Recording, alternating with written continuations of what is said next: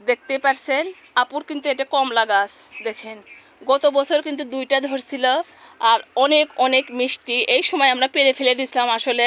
এবার দেখতে চাচ্ছি যে আসলে কতদিন ধরে আমার কমলা গাছে কমলা থাকে। এখানে আমার গাছে 12টা কমলা আছে। এবার গত বছরে 2টা ধরছিল, এবার কিন্তু অনেক অনেক ধরছে।